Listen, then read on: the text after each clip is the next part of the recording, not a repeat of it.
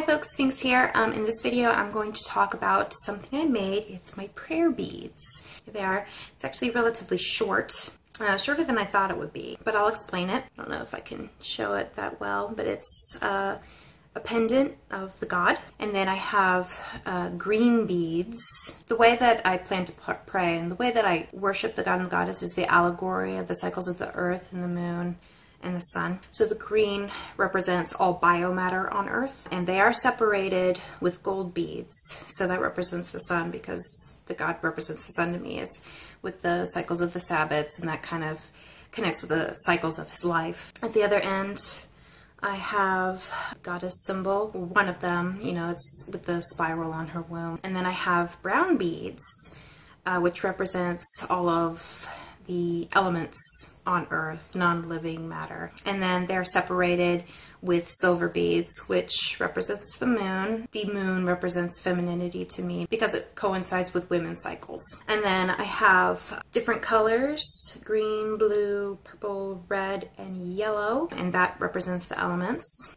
I'm assuming everybody uses prayer beads as in the same way that a rosary is used.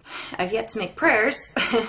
But each of the beads, the brown beads, the color beads, and the green beads will each have a prayer to them.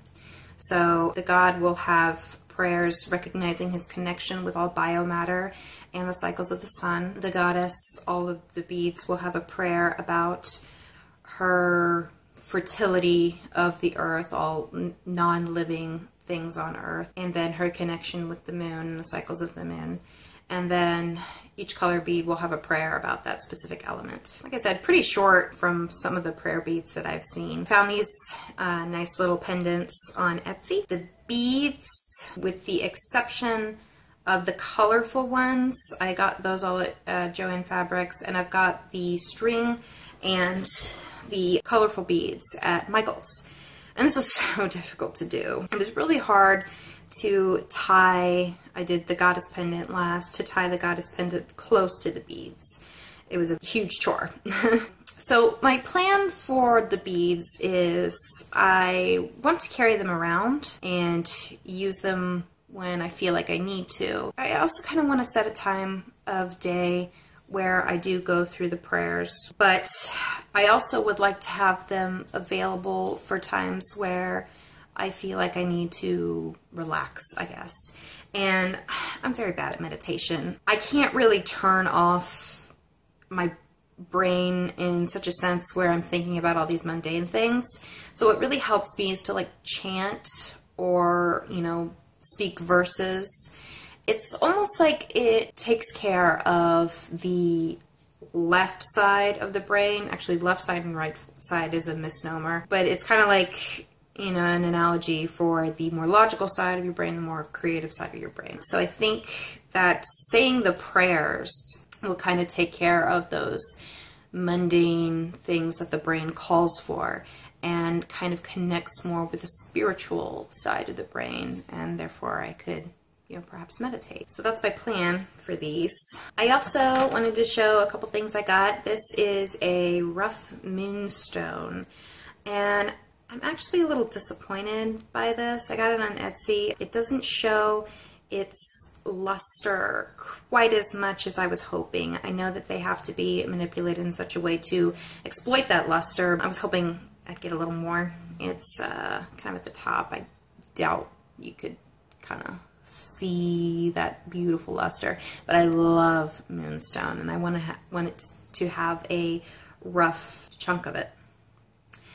I also got The Witch's Almanac. I found this book on Amazon. It came highly recommended. I've only really kind of paged through it. I haven't really read through it yet.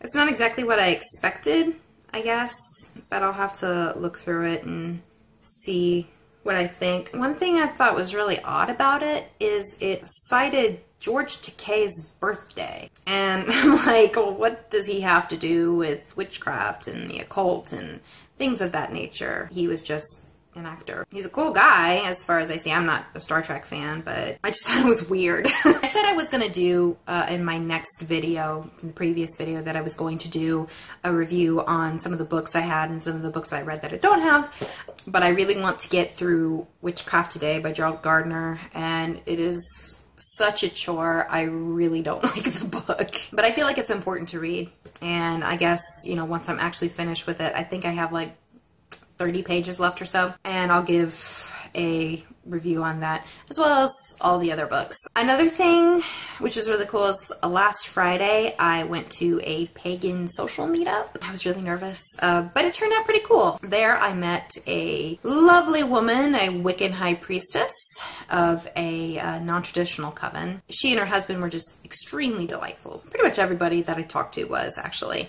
We didn't see eye to eye on everything. Like, you know, she was emphasizing heavily about the threefold law, and if you've seen my one of my previous videos, you know that I don't really prescribe to that. But I feel like she would have so much to teach me, and I hope that I can get to know her better. I think she would be willing to teach me, because she messaged me on Facebook the next day and was so friendly and talking to me, and she mentioned something about wanting to teach again. So that'd be pretty cool. I feel like I can learn some things from her, even though we might not agree on absolutely everything. I also met this great guy. I asked him what his pagan path was, and he was more shamanic, I guess.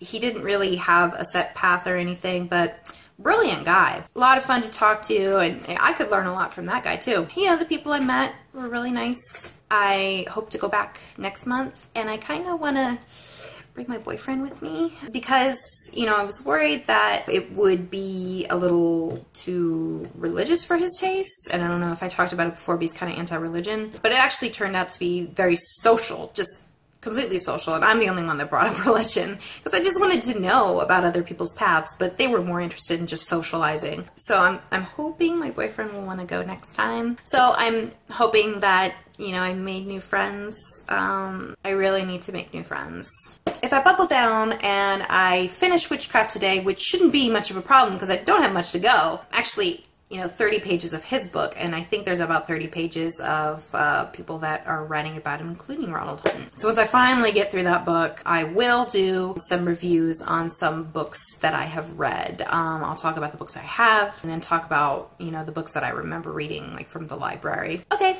I guess that's it. Thank you for watching, and blessed be.